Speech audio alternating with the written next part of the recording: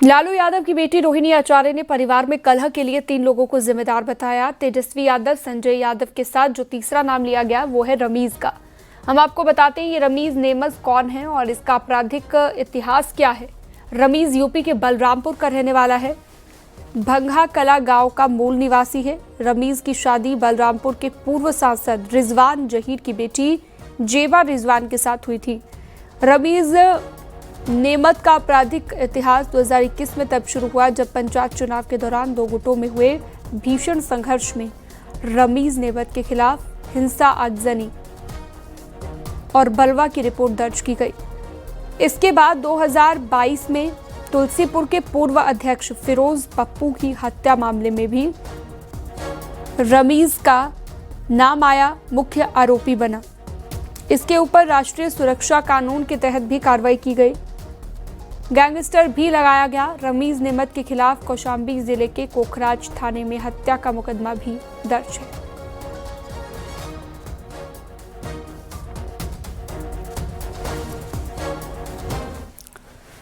और लालू परिवार में जो तनाव चल रहा है उसे लेकर जेडीयू नेता ने कहा कि लालू यादव धृतराष्ट्र की तरह हो गए हैं, सब कुछ समझते हैं और 2 परिवार के बीच की वो सभी चीजें समझते हैं और वो परिवार को जोड़े रखने के लिए कुछ कर नहीं रहे हैं। ये पूरा लालू यादव जी के परिवार का आपसी मामला है, लेकिन मैं इतना जरूर अनुरोध करूंगा कि परिवार बिखरना नहीं चाहिए। किसी व्यक्ति के कारण अगर पूरा परिवार बिखर रहा है तो ये उचित नहीं है। इस परिवार को बचाने की आवश्यकता है और चूंकि ये पारिवारिक मामला है, इस पर बहुत ज्यादा टिप्पणी करना मेरा उचित नहीं है। कि जिस बेटी रोहिणी ने अपने पिता की प्राण रक्षा की हो और उस बेटी के मुंह से कराह निकल रहा हो, जिस भाई के कलाई में राखी बांधी आज उस परिवार को भी अलविदा कह रही है, पार्टी को भी अलविदा कह रही है रोहिणी आचार्य। सवाल के घेरे में लालू जी आप हैं, राबड़ी देवी जी आप हैं। लालू जी राजनीति के धृतराष्ट्र हो गए कि सब कुछ जानते हुए भी खामोश क्यों हैं। बिहार चुनाव में एनडीए की बम्पर जीत पर विपक्ष के आरोपों पर यूपी तक सियासत गर्म है। बलिया के बाजडी से बीजेपी विधायक केतकी सिंह ने बिना किसी का नाम लिए पलटवार किया और कहा जैसे बिहार में विपक्ष का सुपड़ा साफ हुआ वैसे ही बंगाल और यूपी में होगा।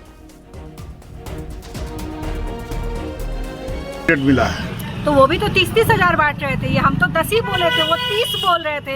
वो तो 2 करोड़ नौकरियां बांट रहे थे, वो तो 24 घंटे बिजली बांट रहे थे, वो तो ना जाने क्या क्या बांट रहे थे। पर जनता जो उन्होंने पहले बांटा है ना, 20 वर्ष पहले जो उन्होंने कट्टे बांटे हैं, जो उन्होंने हत्याएं की हैं, जो उन्होंने बलात्कार किए हैं, वो सब जनता भूली नहीं है। और जब जब बिहार में चुनाव आएगा और राजद प्रमुख या उनके परिवार का कोई आएगा, बिहार की जनता वह सारी चीज़ें याद करेगी और पुनः फिर इसी तरह के जो है मैंडेट मिलेंगे। महागठबंधन के लिए बहुत बड़ा मैसेज है, इस मैसेज को याद रखें। और आने वाले, अभी तो ये हवा चली है, बंगाल में भी सुपड़ा साफ करेंगे, उत्तर प्रदेश में भी सुपड़ा साफ करेंगे। देखते तो जाइए जनता करती क्या है आगे।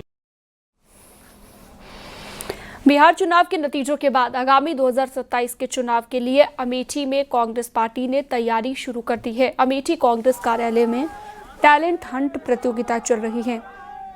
कांग्रेस ऐसे चेहरों को खोज रही है जो डिबेट और मीडिया में पार्टी पक्ष रखने के साथ ही पार्टी को मजबूत करते हुए नजर आएंगे।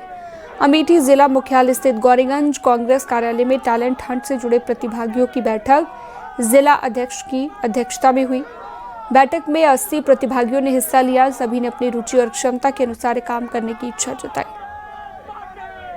प्रदेश कांग्रेस कमेटी के तत्वावधान में यह अभियान शुरू किया गया है टैलेंट हंट नाम से, जिसमें ब्लॉक विधानसभा स्तरीय और जनपद स्तरीय उन प्रवक्ताओं और वक्ताओं का चयन किया जाएगा जो पार्टी की नीतियों, उसकी विचारधारा को, प्रमुख मुद्दों को, सामाजिक मुद्दे हों, देश विदेश के मुद्दे हों, उनको मंच पर सही तरीके से रख सके।